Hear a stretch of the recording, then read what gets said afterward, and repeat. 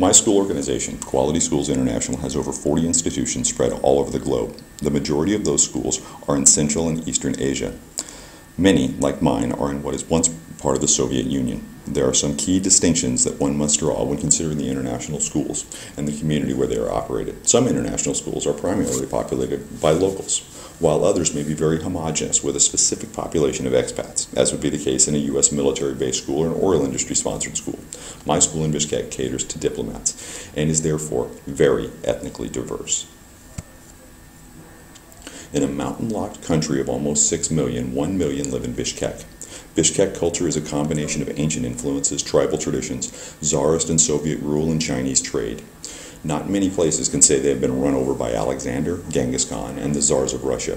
While the primary religion is Islam, few here pray as much as they consume vodka. A walk on the streets of Bishkek can be a wild and confusing experience. You will see hair-covered women observing Muslim tradition, and you will see hair-covered elderly women observing classic Russian babushka fashion. The majority, though, are uncovered, and a unique mix of Mongolian, East Asian, Middle Eastern, Slavic, and Indian ethnicities. If you believe in a melting pot, you can see what one looks like in Bishkek. The official language is Kyrgyz, but Russian is the accepted method of communication. English is being taught and learned everywhere.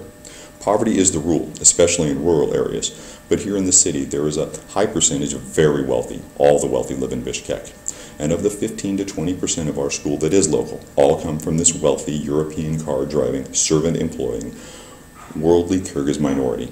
They aspire to an international life. All look to the West as an example of life well led. They envision their children learning perfect English, going to American universities, and having jet-setting global lifestyles.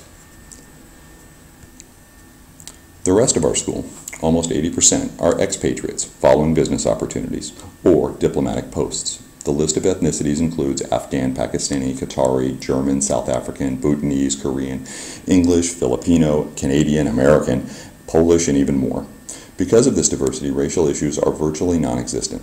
With around 100 students over 14 age levels, there is hardly enough of any one group to create even a clique.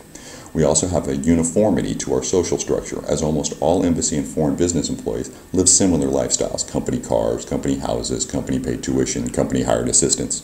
Our school population dictates our school in two ways. First, we are beholden to an unflagging dedication to American curriculum. That is what our parents are paying for. But second, we are also committed to culturally accepting norms. Every cultural tradition that can be celebrated is. Teachers are instructed to provide every opportunity for students to present their knowledge of their home countries and other global experiences. How many languages do you speak is the most important source of personal pride in my international school. All children in QSI Bishkek come from university-educated families. All speak or are aspiring to speak English. Of the 100 very mobile students we have, most move every 2 to 4 years. Most are provided their tuition expenses through their embassies, organizations, or corporations. Gender does not appear to play a role in student performance or aspirations. I suspect this is a function of almost all our parents being college educated and both being accomplished professionals. Because of the volatility of our embassy population, our enrollment can spike and fall at any time. Last spring we had as few as 55 students. By this fall we exceeded 110. Teachers can be transient as well. Many international educators have a wanderlust that sees them changing schools every year or two. As I mentioned, our diversity limits much opportunity for nationalistic, racial, or religious divisions. I will say, though, that language can create tensions. With most students speaking English, it can be difficult for a new, limited English-speaking student to fit in. Bullying has occurred of students who were behind the language curve. We communicate with parents through weekly newsletters, a school website, groups of emails, classroom web pages, parent participation, and our parent support group. We have little need for communication through local media as our population is largely expat.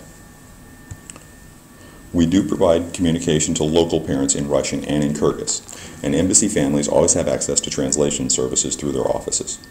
Embassy parents rely on news updates from their home governments. Local parents use local TV and a fairly impressive text message news system.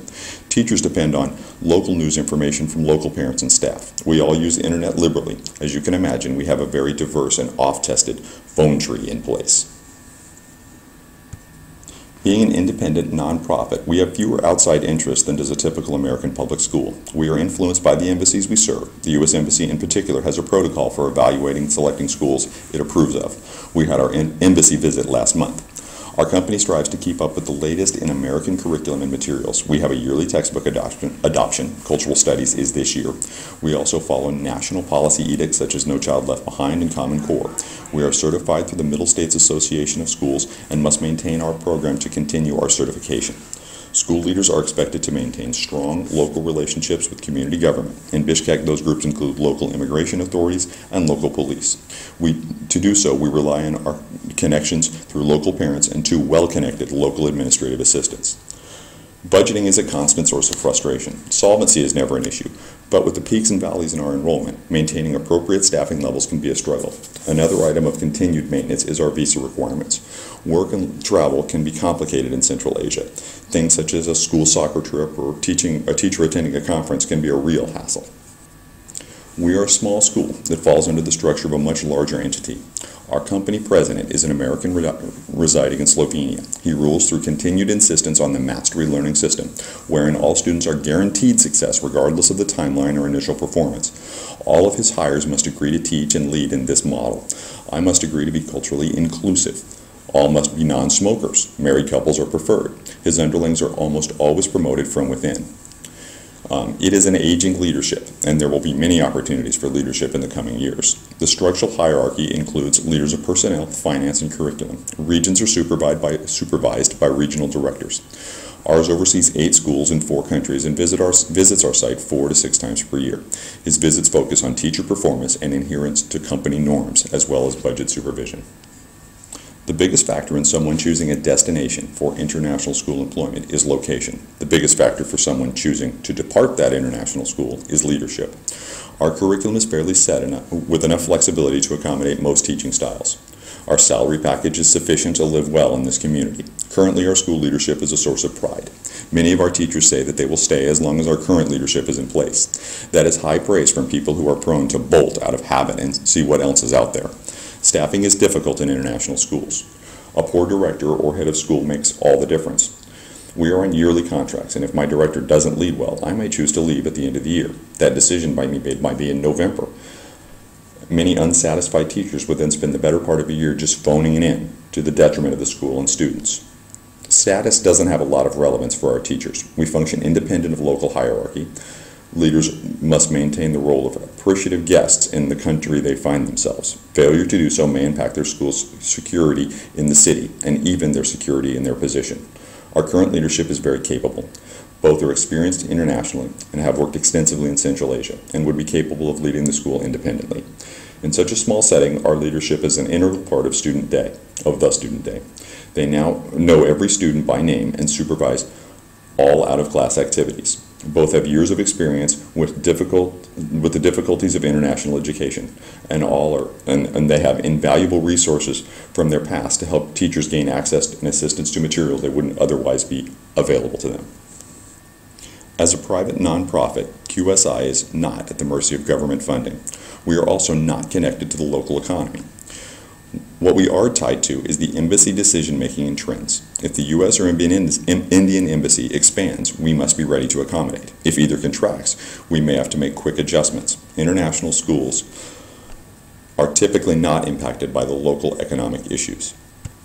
Our school system budgets conservatively and has a lower pay scale than many of its competitors. Retention is encouraged through completion of signing bonuses and completion bonuses.